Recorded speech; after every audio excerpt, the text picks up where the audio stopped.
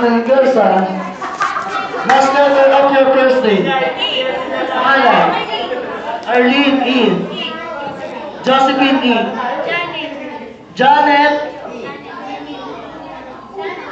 E. Yung dulo.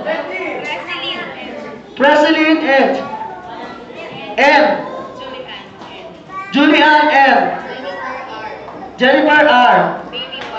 Baby Y. 2-1.